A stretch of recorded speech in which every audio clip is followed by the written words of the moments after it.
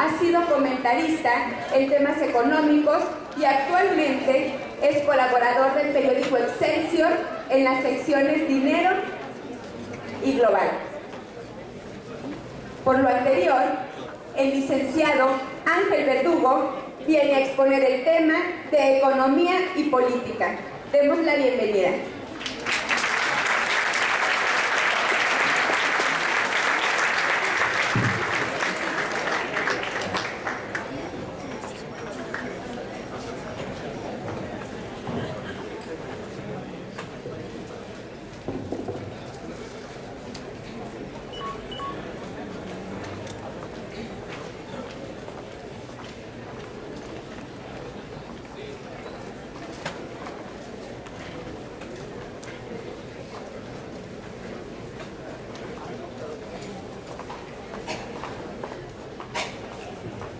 Muy buenas tardes.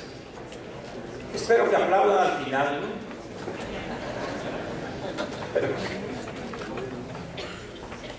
Primero, una disculpa por el retraso. Estamos colgados a tiempo, de lo cual no soy responsable en lo absoluto, ¿no? Sí, porque luego le cargan a uno cosas que uno no hace, ¿no?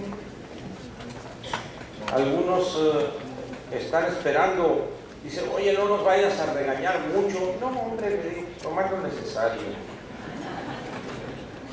Vamos a ver.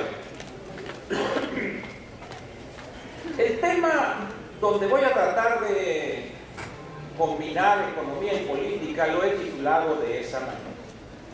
El problema central del futuro de Cajeme y el sur de Sonora es solo uno: hay que construir. Y ahí vamos a meter dos, tres cosas. Agradezco a los conferenciantes del día de ayer, a Luis, Álvaro y el tercero, Pepe Bojorquez. Agradezco que me hayan antecedido porque eso me permite tomar algunos de los conceptos, los cuales comparto plenamente. Además me dio una gran satisfacción escucharlos a los tres y ratificó en mucho lo que pienso de esta ciudad y, vamos a decir, del sur de Sonora, que si bien no nací yo aquí en el municipio de Cajeme, no nací en Obregón, pero como dijo el de Aribechi cuando le dijeron que era de Guatabampo, aquí me crié en Ciudad Obregón antes de irme a la Ciudad de México. Es una ciudad a la que quiero y en esas condiciones lo que voy a decir no tiene por objeto en lo más mínimo denostar o hacer menos al sur de Sonora. Simple y sencillamente son mis puntos de vista, los cuales están debidamente sustentados en años de trabajo. Además, no es algo nuevo mis puntos de vista, aun cuando algunos pudieran aparentemente sorprenderlos. La invitación que me hicieron es resultado de un desayuno donde me invitaron las gentes de Canaco. Yo no sé si estaban conscientes de la locura que estaban cometiendo cuando me invitaron, pero esto aparentemente no tiene relación con el tema, y sí la tiene, y ahorita lo van a ver por qué. Cuando me plantearon los festejos del 75 aniversario, me hicieron unos planteamientos donde hablaban de posiblemente 200, 250 gentes. Te digo, si en una ciudad o en una región donde hay 800,000 personas, no son capaces ustedes de juntar 500, 600, 800 gentes, no tienen absolutamente nada que hacer. Nada que hacer. Es más, llénenlo con estudiantes, o sea, pero llenen esto. Entonces ahí se quedaron. Luego, los que estaban ahí eran chepetes, chingones para todo. Ellos iban a hacer la publicidad, ellos iban a hacer la organización, el logo, el lema. No, espérenme. Tienen que contratar a alguien profesional. Hay personas que se dedican a eso, ese es su trabajo. Entonces creo que más o menos me hicieron caso en algunas cosas. Yo podría esto que voy a decir enseguida callarlo, pero no puedo, la verdad.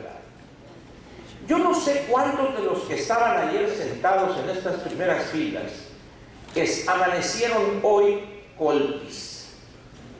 Para los que hablan buen francés, colti quiere decir tortícolis. Esa es la expresión de San José de Bárcena, amanecí colti, algo así. ¿Por qué? Porque han puesto dos pantallas con una no mala resolución, pésima resolución. Pésima resolución. Hay que estar en el teatro de Litson para ver bien eso.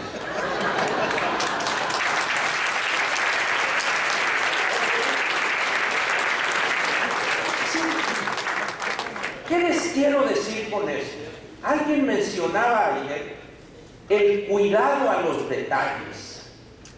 ¿Cómo es posible que hayan sido capaces de juntar 800 gentes o más? Ayer estaba gente parada, y por un detalle tan secundario como este, la gente dice, oye, no se ve nada. Ahorita, por ejemplo, los expositores, pues yo no leo nada, me pueden leer ahí, pues más o menos. Es decir, no es posible que no podamos concretar algo tan sencillo como esto. No les están pidiendo que fabriquen un display, una pantalla. No, simplemente rentarla adecuada, sentarse una gente aquí, otra allá, otra allá. No se ve, esa no sirve, trae otra. Es decir, no es posible. Entonces, ¿qué es lo que sucede? Hay una cosa en mercadotecnia que se llama el momento de la verdad. Yo no sé si les ha tocado a ustedes que van a un supermercado o alguna negociación y el producto que ustedes seleccionaron no trae precio o está mal el código. Entonces, oiga, está mal el precio o no tiene precio, regálemelo. No, vaya por otro que sí se pueda leer. ¿Que soy su empleado, señorita? Digo, ¿usted me contrató? Vaya usted. Es decir, el momento de la verdad es fundamental, es crítico. Y para una ciudad como Ciudad Obregón y el sur de Sonora en términos generales, hay muchos momentos de la verdad.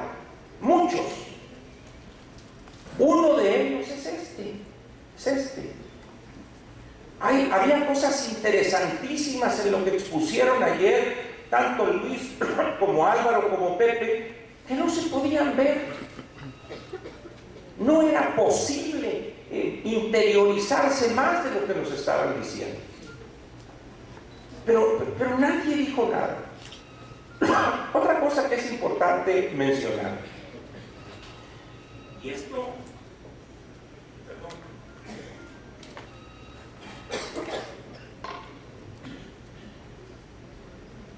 Esto tiene que ver con la participación de ustedes. El día de ayer en la intervención de Álvaro, en los 10 puntos aquellos que puso, si ustedes recuerdan, se saltó el punto 8. No lo hizo a propósito, la confusión de estar aquí y sin poder leer pasó a la hora.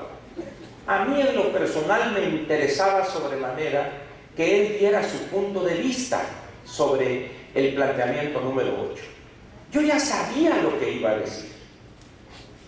No es porque yo sea muy fregón, porque soy de San José, no, porque eso lo he visto desde que yo regresé de la Ciudad de México aquí en 1980.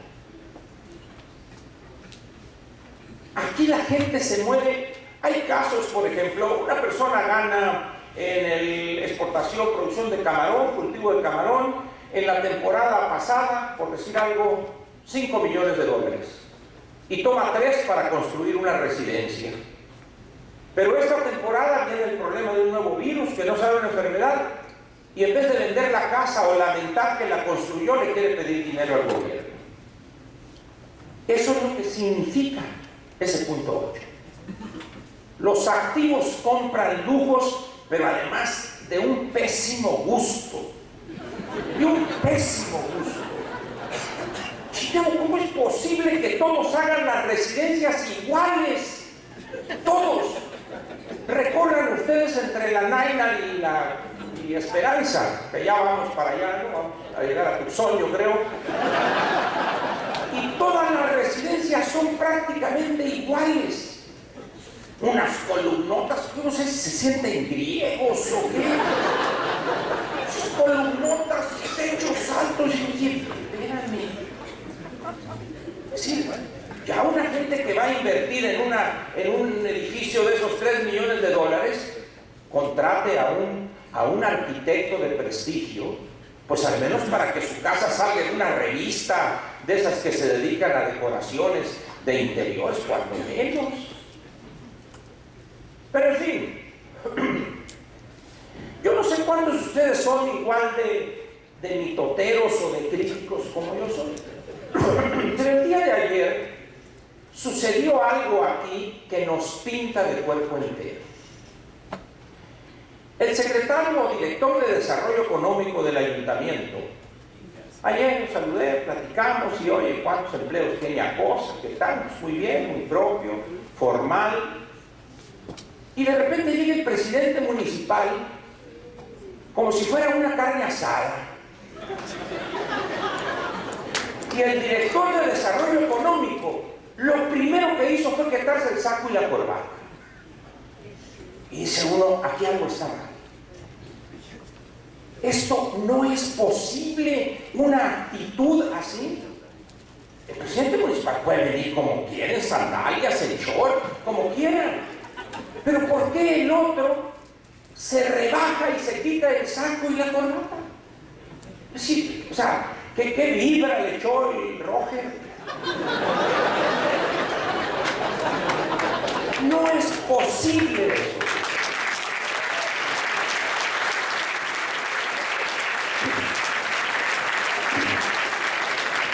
Y les cuento otra cosa que tiene que ver con eso para que vean las reacciones diferentes.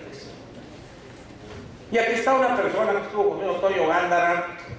Estábamos, el licenciado Beltrones visita las oficinas del Parque Industrial.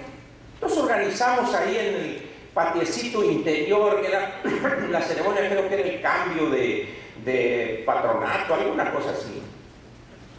Entonces llega la avanzada del gobierno del Estado, encabezada por quien hoy es diputado local, el licenciado Samuel Moreno Terán, que algo tenía que ver con GIAS. Entonces estábamos todos ahí con la garra, ¿no? Y llega, el gobernador viene de sport, se tiene que quitar la corbata y el saco. ¿Qué? ¿Qué? Como dicen allá, ¿qué, güey? Entonces, le digo, mira Samuel, las personas que están aquí vienen de manera formal porque consideran que este es un acto que merece mínimamente ese respeto. Si Mario quiere venir en shorts, es su problema. Aquí nadie se va a quitar nada. Y efectivamente, nadie se quitó nada. Pero ayer vimos lo contrario totalmente. Un gobierno cuyos funcionarios actúan así, no solo no va a sacar adelante a la ciudad, al municipio, no va a sacar adelante nada, porque no piensan en función de enfrentar y resolver los problemas que tiene el área que gobierna. Piensan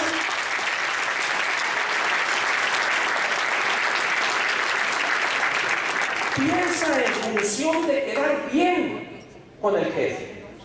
Y lo que menos necesita Obregón y el sur de Sonora es eso. Hay que quedar bien con la siguiente generación y con la otra generación. Ese debe ser el parámetro de los funcionarios que hoy presiden no solo el municipio, sino el Estado y el país. De otra manera no vamos a salir adelante. Sin embargo, la gente le da mucha importancia a esas cosas. Es que viene de sport, viene de camisa de manga corta. Pero bueno, ¿y eso qué? ¿Qué importancia tiene? Pepe Bojorquez decía ayer, ¿cómo es posible que se fijen en ciertos detalles? Pues la gente sí se fija porque así los educaron. Debemos romper esos viejos y aceros paradigmas.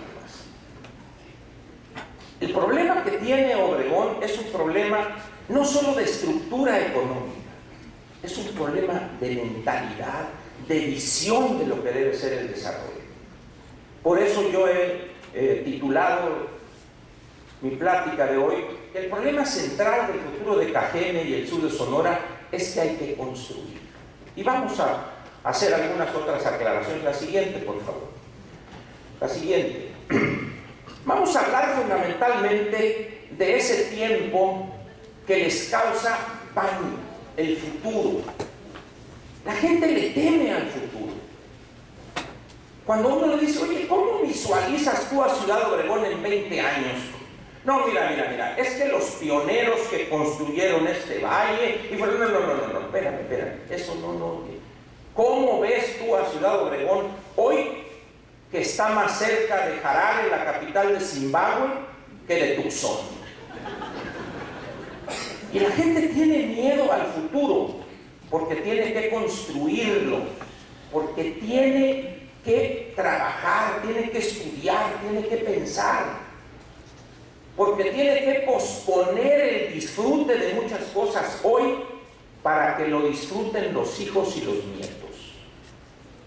La gente piensa que estamos igual que hace 40 o 50 años. No, ese país ya no está entre nosotros, para bien o para mal. Y la economía debe partir de realidades.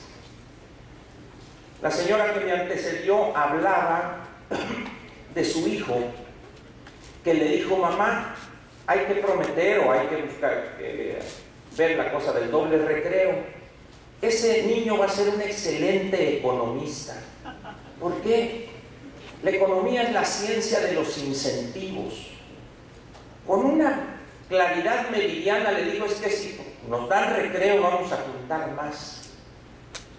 Los incentivos en una economía es lo que mueve, lo que impulsa el crecimiento. Y cuando los estímulos, cuando los incentivos son para no hacer esto o para comportarse de tal o cual manera, pues el resultado ya lo conocen ustedes. Voy a bajarme porque la pantalla que nos pusieron aquí, específicamente el futuro de todos nosotros, pero también el del sur de Sonora en general, hay que construir. El objetivo en esta plática es muy sencillo. Yo quiero lograr o quiero convencerlos de que se interesen por construir el futuro, porque si no lo hacen, el futuro los va a aplastar. Ahí sí me acojo yo a mi calidad de chilango en este momento, o sonoguacho, porque no alcanzará hasta allá. El futuro ya los ha empezado a aplastar, pero se resiste, quiere que vuelva el pasado. Además, espero convencerlos de que se puede, de que es factible construir un mejor futuro para Obregón. Yo no vengo a decirles aquí no se puede, no, claro que se puede. Y si no pueden ustedes, van a llegar otros y van a poder. Van a llegar otros y van a poder. Hoy, por ejemplo, ¿qué es la Canaco? ¿Cuáles son los principales distribuidores de alimentos hoy aquí en el sur de Sonora? ¿El MZ? ¿El BH?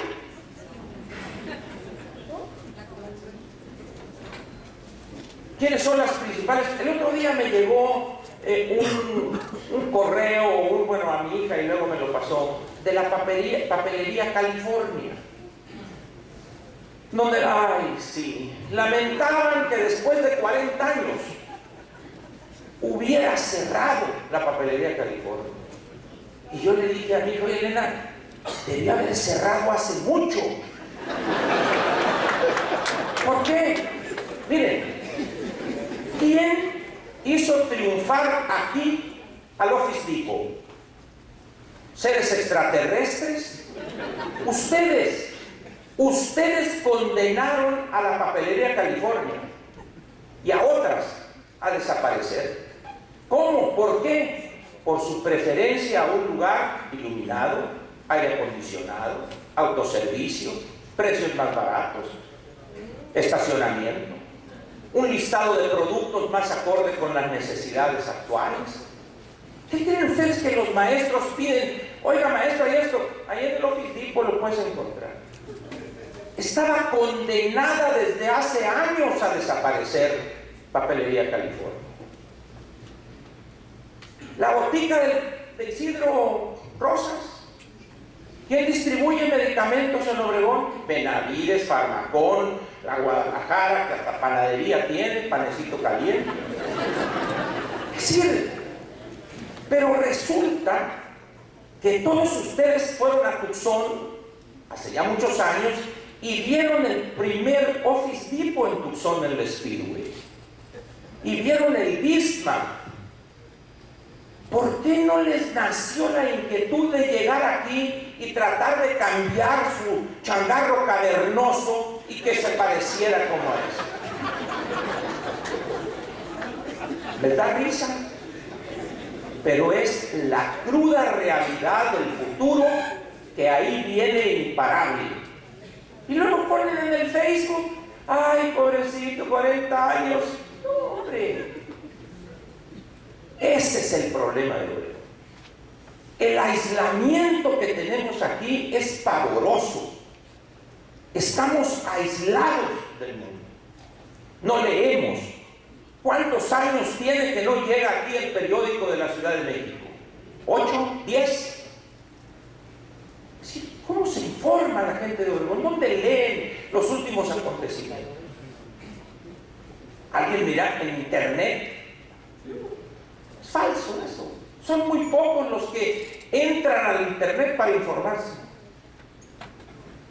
Están las estadísticas, están las encuestas. Entonces, lo que nos pasa no es producto de la mala suerte, de que el gobierno no nos ayuda. Fíjense, ayer agradecían a los diputados y ya vieron lo que hacen el diputado federal de aquí. En cada foto aparece atrás de Mario. Yo sé, Mario tiene un jefe de ayudantes, el capitán.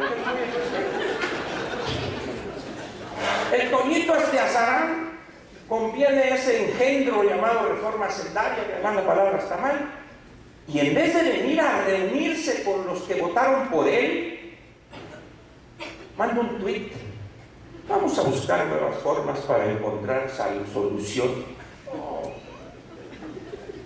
Es decir, así no se puede hacer política. Hace algunos años, cuando trabajaba yo de asesor externo con Vinifos, y aquí está Rubén Sarmiento, que no me dejará mentir, planteaba yo que en las pláticas que teníamos de entrenamiento, etcétera, que no deberían confiar en los políticos. Entonces me veían así, como diciendo, nos habían dicho que Ani estaba loco, pero lo comprobamos. Hoy, lean ustedes los aspectos principales de ese engendro llamado reforma fiscal y se van a convencer de que de los políticos lo único que pueden encontrar hoy es que les quieren quitar una parte más alta del ingreso que ustedes tienen. Eso es. Era para que los diputados federales de Sonora hubieran ya realizado con ustedes reuniones. A ver, ¿cómo te va a afectar? La importación temporal. ¿Qué va a pasar si se les carga IVA a las importaciones temporales? Y aquí está un contador que trabaja en su PP. ¿Qué va a pasar con ese horticultor que importa para mantener la cadena de frío 2 o 3 de esos contenedores refrigerados, que los importa temporalmente, y cuando termina la temporada los envía a Estados Unidos de regreso? ¿Va a pagar el IVA en el momento de entrar? Pero es que se lo va a compensar, se lo van a devolver, lo va a acreditar. Y como dijo alguna vez el conocido guaymense, el Gaspi Zaragoza, el chico, el hijo de don Gaspar, gavilán que agarra y suelta, dijo, no es gavilán. Sí es. Búsquenle por donde quieran, es un instrumento que lo único que está haciendo es pretendidamente otorgar beneficios fiscales, como lo hizo Grecia y como lo hizo España, con deuda. Y vean ustedes lo que pasó allá. Tenemos unos políticos que en vez de hacer un alto en el camino y decir, a ver, párale, no. Entonces entra el adjetivo, esta es una reforma social, y es cierto eso. Pero era para que sus diputados ya hubieran reunidose con ustedes y aclarado eso y llevado al Congreso la posición de ustedes, no la posición de la Secretaría de Hacienda, para que justifique ante ustedes la aprobación. Hay que cambiar, hay que ver las cosas de manera diferente, hay que construir el futuro. La siguiente, por favor. Aquí yo les pido a ustedes que cuando nos vayamos piensen en qué tipo de Ciudad Obregón y de Navojoa, por poner las dos ciudades principales del sur, les gustaría a ustedes vivir. ¿Quieren que dentro de 20 años esto se parezca más a Tucson o a alguna ciudad africana? Si ustedes quieren que se parezca más a Tucson, hay que empezar a trabajar desde hace varios años. Pero hay que empezar a trabajar ya para ver si es posible en 20 años más o menos construir algo parecido. El calor lo tenemos, que ya nomás falta un poquito.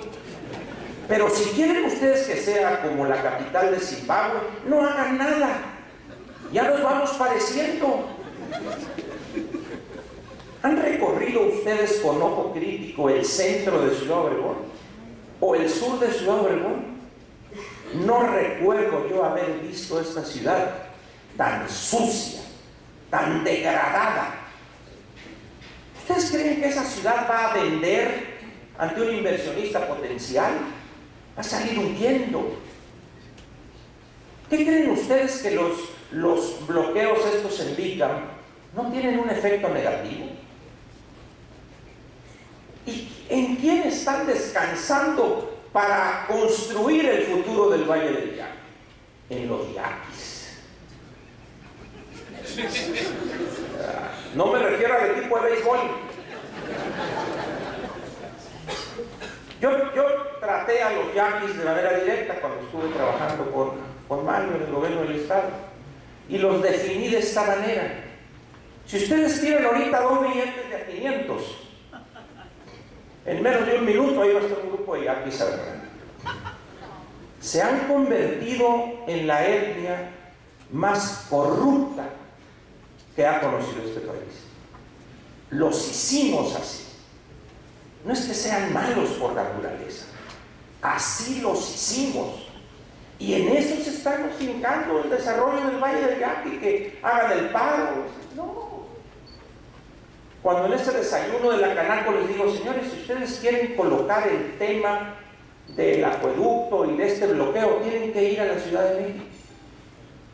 Y ponerlo en los medios les va a costar, les va a costar, pues yo creo que lo pueden hacer bien, se llevan ustedes unas 600, 800 personas, bloquean insurgentes enfrente de la Comisión Nacional del Agua, invitan a periodistas, les va a costar 15, 20 millones de pesos. No, es muy caro. Ah, bueno, entonces vamos a seguir haciendo lo mismo. Es decir, hoy un problema colocarlo en la agenda nacional, y eso tiene que ver para el futuro, cuesta, y cuesta mucho. No es gratis. O sea, esa idea de que las cosas salen gratis, yo me planto, es que el Valle del Yaqui, el granero de México. No, señores, el granero de México está en Canadá, en Estados Unidos, en Argentina, en Ucrania, en Brasil. Ese es el granero de México. Recuerdo que cuando yo planteé aquella cosa de si venía una nave espacial y con un rayo láser agarraba el globo terráqueo y agarraba a Sonora y lo mandaba al espacio sideral, nadie lo iba a notar. Hoy lo ratifico. ¿Cuánto tiempo tiene el bloqueo en la Ciudad de México? Es de los conflictos olvidados. Es decir, entendamos que este país, aunque muchos no lo crean, verdaderamente ha cambiado en algunas cosas. En otros seguimos viendo a los mismos con las mismas mañas o con otras, pero la otra, por favor. Pero el país ha cambiado. Y esto, entre más rápido lo entendamos, va a ser mejor. ¿Por qué le tememos al futuro? La siguiente, por favor. Porque hay que construirlo. Le tememos porque para ello hay que estudiar, hay que trabajar duro por muchos años. No para que lo disfrutemos nosotros, sino para que lo disfruten nuestros hijos y nuestros nietos. Porque hay que posponer el disfrute de muchas cosas. Porque hemos sido educados para temer a lo que desconocemos. Ayer a mí me dio mucho gusto y me reía yo cuando Pepe estaba hablando de algunas cosas que le sucedió cuando querían organizar aquel baile en el campestre, y todo, prohibido, eso no, etc. Todavía Obregón en muchas cosas así es. Es de un conservadurismo que asusta. Cuando Luis Alviso le preguntaron, oye, ¿por qué te fuiste? Y cuando hace una descripción de las cosas por las cuales se siente bien el Distrito Federal, yo dije, huele a azufre, es el diablo, Luis. Esto lo van a exorcizar, va a venir el obispo, echar agua bendita. Estuvo Luis diciendo la diversidad sexual del Distrito Federal, etcétera. ¿Cómo? ¿Cómo ver a dos mujeres agarradas de la mano y dándose besos de lengüita? ¡No! Imposible eso. Obregón no pasarán, como decía la pasionaria en Madrid en la Guerra Civil Española. El problema es que no solo van a pasar, ya pasaron. Son los cambios en el mundo. Y está tan aislado Ciudad Obregón que creen que eso no tiene efecto aquí. Sí lo tiene y mucho. Ahora bien, si insisten en mantener esas ideas, muchos van a empezar ya lo han hecho otros, pero a irse ya de manera sistemática de Ciudad Obregón. Porque este Obregón no es el de hace 40 o 50 años. Hoy hay una gran cantidad de mujeres que han estudiado, que han visto el mundo de otra manera. Y lo han visto para volar, para soñar, como decía él. Y si intentan quitarles eso, se van a ir a otra parte, donde encuentren un ambiente de libertad, de tolerancia, de inclusión. Por supuesto que no estoy llamando al libertinaje aquí, no. Lo que estoy diciéndoles es que hay una época nueva en el mundo, de libertad. La libertad en las ciudades permite el intercambio de ideas, permite el surgimiento de innovaciones, de creatividad. Esa es una cosa que aquí en Obregón, por desgracia, no se da. Al contrario, hay muchas constricciones mentales, producto de formulismos. Vayan ustedes a Hermosillo. Y no son santos de mi devoción, debo decirlo, pero vayan ustedes a Hermosillo. El otro día alguien me mandó un artículo, creo que en el Imparcial, donde actualizaban un cálculo que habíamos hecho ahora como 30 años, de cuál es el volumen de riqueza que genera la costa de Hermosillo frente a lo que genera el Valle del Yaqui. Esto en relación con el problema del agua. Pero vamos a olvidarnos de esa comparación. ¿Cuántos empleos tiene la maquila hoy en Obregón? ¿10,000? ¿10,000? ¿Les parece un número razonable? ¿Está bien? ¿10,000? Muy bien. Si ustedes multiplican 10,000 empleos por 365 días más 15 días de aguinaldo, son 380, cerremos en 400 días año por 10,000. Y apliquen ustedes un salario promedio de 200 pesos. Eso les va a dar aproximadamente 800 millones de pesos al año en derrama salarial. Ahora vamos a hacer otro cálculo. 150,000 hectáreas de trigo, 7 jornales por hectárea año, es 1,050,000. Por 300 pesos son 300 millones de pesos al año en derrama salarial del principal cultivo del Valle del Yaqui. Es decir, la maquila ya le ganó a la agricultura. Y a eso le agregaré otro tipo de servicios, etcétera, etcétera, etcétera. Es decir, Vean ustedes cómo, sin sentirlo, el cambio, el futuro llegó. Pero tampoco es ese futuro el que nos hablaba el secretario de Economía, de Juan Raspona, el paisano, el de Bacum, cuando dice: es que aquí estamos buscando que sean proveedores de la industria aeronáutica y esto. ¿De qué? Es decir, a cualquier taco le llamamos cena. Proveedores en Seattle, en Washington, alrededor de la Boeing, en Canadá, donde está bombardeado, ahí sí hay proveedores. Es decir, tenemos un recinto fiscalizado en Obregón. ¿Qué tenemos? Es decir, en la medida en que no nos atrevamos a decir la verdad del nivel en que estamos, muy difícilmente vamos a salir adelante. La construcción del futuro pasa por la honradez intelectual, pasa por decir las cosas, soportadas, sin insultos, pero decir las cosas. Porque al final de cuentas están defendiendo lo suyo y están defendiendo lo que le van a dejar a los suyos. Y la gente tiene miedo, se acomoda por razones diversas. Pero al final de cuentas hay que decir las cosas, porque es el principio de la solución. La siguiente, por favor. ¿Por qué a cambio de ese miedo al futuro, al pasado, lo adoramos? ¿Por qué los presidentes de la República, pasa la siguiente, le ponen al avión, no sé si se acuerdan, creo que fue con Salinas, Emiliano Zapata?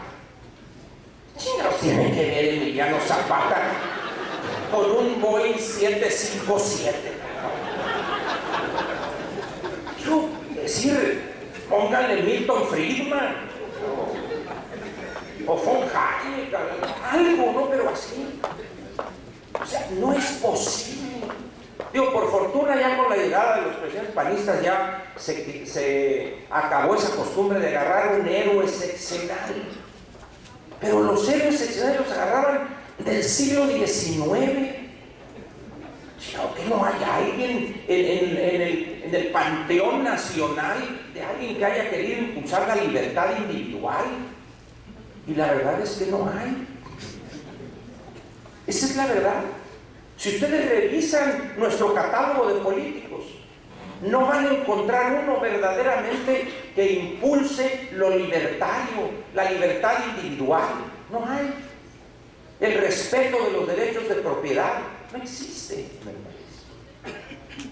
Todo eso afecta lo que hay en Ciudad Obregón.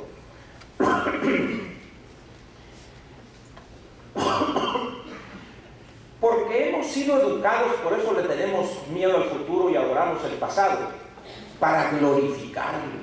¿Les ha tocado a ustedes que alguien les diga cuando están hablando de cómo están las cosas? No, es que antes todo era más barato. Bueno, habría que aplicar la inflación, habría que proyectar, etcétera. Pero se acepta que antes todo era mejor y más barato. Yo no sé cómo se puede comparar una pantalla plana con una televisión de perilla blanco y negro. O sea, ¿cómo podría compararse eso?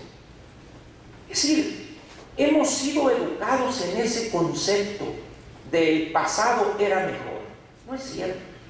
En todo caso era diferente. Pero toda la educación está orientada a que glorifiquemos el pasado. Y no nos damos cuenta, pero aún hoy, como diría Fox, hoy, el Estado mexicano es increíblemente eficiente para vendernos el pasado. Miren, yo no sé cuántos de ustedes vieron con sus nietos o con sus hijos una película de dibujos animados que se hizo con motivo del bicentenario, que se llamó Héroes Verdaderos.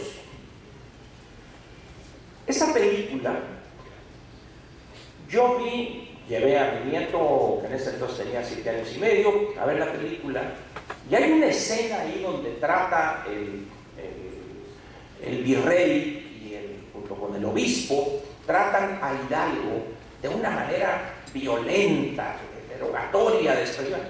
Y mi nieto lloró al ver eso.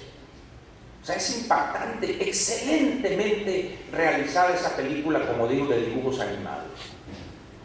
Ese niño, mi nieto y todos los demás, muchos de los que estaban, van a tener esa idea.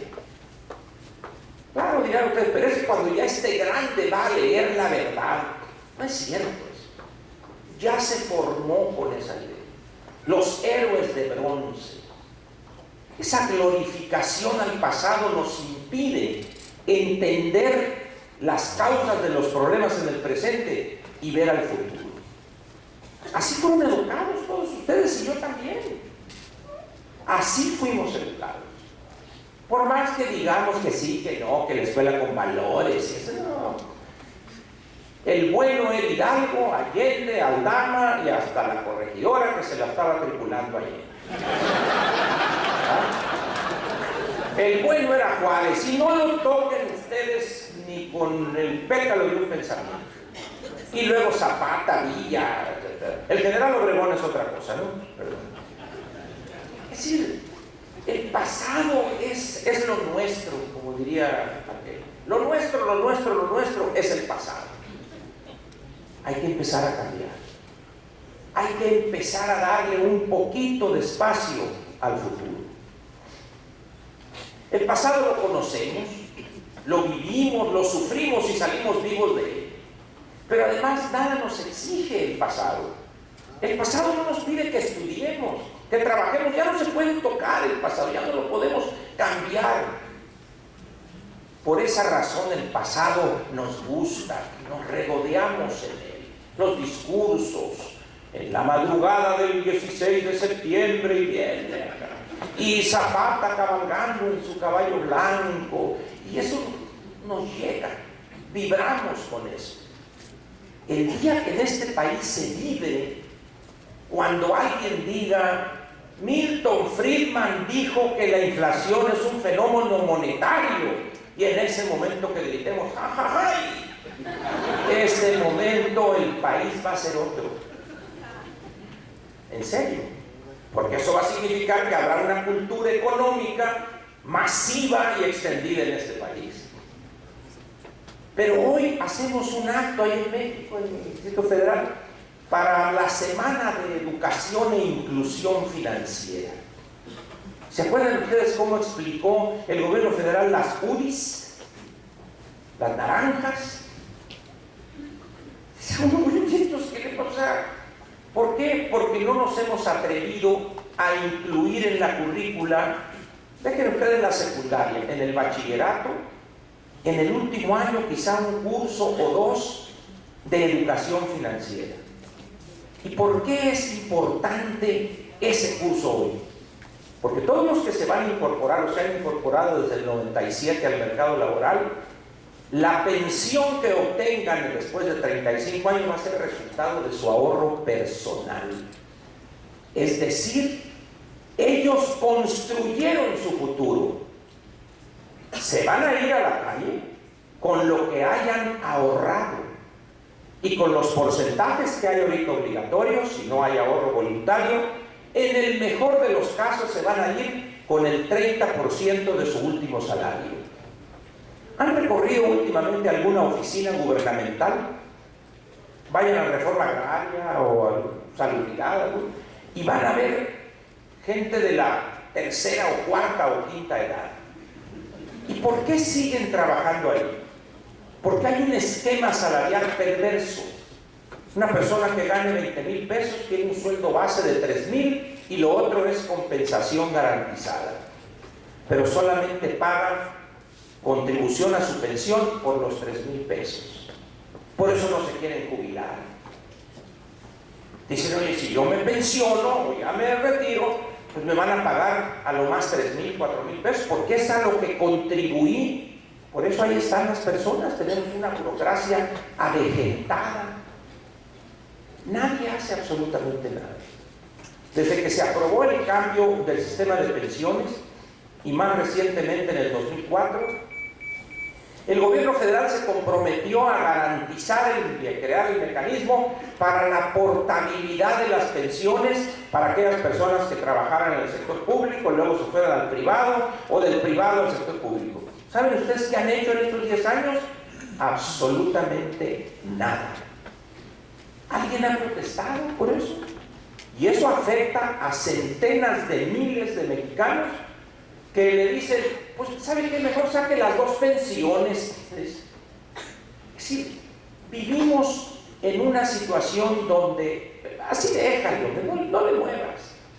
¿Qué te va a costar? Si tienes todos los recibos y los datos, saca las 2 pensiones, hasta te puede ir mejor.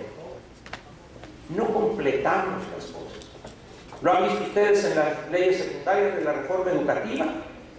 El licenciado Choaifete en su papel de malo. Las autoridades educativas estatales tienen la ineludible obligación de aplicar la ley y dice Rubén Núñez, el líder de la sección 22, si el mismo gobierno no se atreve a aplicar la nueva ley, que es que lo sigue.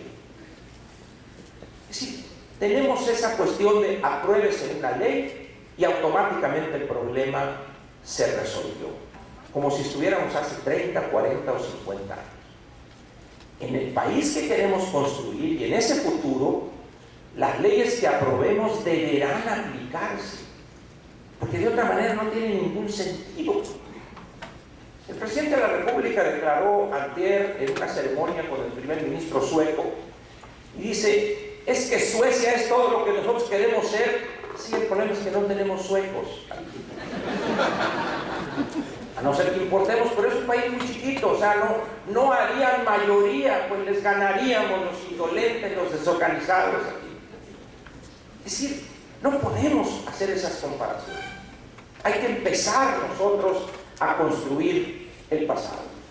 Éramos tan fregones nosotros en el pasado que incluso sabíamos el nombre del triunfador de una elección aún antes de que la elección se realizara. Éramos émulos todos de Walter Mercado. Desde septiembre, octubre, noviembre del año anterior a la elección ya sabíamos quién iba a triunfar en la elección del año siguiente. Sí, eso es ser chingones. Hoy ya no, porque la democracia es incertidumbre en el resultado. Añoramos, o muchos añoran, esos tiempos. La siguiente, por favor. Además, el pasado nada nos exige. Siguiente, por favor. Vamos a hablar del futuro rápidamente de Obregón y del sur de Sonora. La siguiente. ¿Qué tiene hoy Ciudad Obregón y el sur de Sonora? Tiene mucho pasado, glorioso pasado, poco presente y si nada hiciéramos, poquísimo futuro. Repito, mucho pasado, mucho, en verdad, es un pasado epopéico, glorioso, lo que hicieron nuestros abuelos o bisabuelos aquí en el Valle del Yaqui y en el sur de Sonora. Eso es digno de él. Pero no alcanza eso para toda la vida. Sin embargo, queremos que alcance. No. Por eso nos queda poquito presente. Y si nada empezamos, si nada hacemos a partir de ahora, el futuro va a ser poquísimo. Siguiente, por favor. Vamos a aclarar esto. Siguiente. El modelo de negocios que realizamos aquí, específicamente en la agricultura, ¿aún es viable? No estoy preguntando con un examen para que me contesten. Quiero que piensen si es viable ese modelo. ¿Es posible seguir haciendo agricultura como lo hemos hecho desde los años 40 del siglo pasado? No, evidentemente no. Sin embargo, nos aferramos a eso. ¿Acaso la agricultura que hacemos hoy es el mayor aportante al Producto Interno Bruto regional? No, ya les di un ejemplo muy sencillo. La siguiente, por favor. ¿Qué negocios interesan aquí a quienes tienen posibilidades de invertir? No les interesa carretas de tacos cebosos, carros de hot dog tampoco. ¿Qué negocio les interesa? Pues ahí, una cosita, ahí, algún hijo se pone un restaurante, pero ¿qué verdadera empresa realmente les interesa? Revisen ustedes el catálogo de los oferentes que hay en Ciudad Obregón y las grandes empresas y van a encontrar ustedes que son agentes económicos foráneos. Pero eso no debe preocuparnos porque esa es la regla en la globalidad. Ustedes no pueden fabricar televisores, pantallas planas, carros, tractores, no. Pero eso nos obliga a ustedes a ver cuáles son las fortalezas que esa globalidad les ha dejado. Pero entonces entramos a otro problema. ¿Es posible seguir esperando siempre todo de los políticos? No solo no es posible, sino que es perverso y dañino para ustedes, no para los políticos. Sí, miren, en 1991, Mayo entró en octubre, yo creo que al mes un grupo de notables de Obregón, 28, 30, incluso ya se me fue Toño, no sé si estabas tú, Fernando, cuando fuimos allá con Mario a la casa de gobierno, y Mario les dice, a ver, ¿qué quieren? Úsenme, les dijo, úsenme. O sea, estoy listo para apoyar al sur de Sonora, Obregón.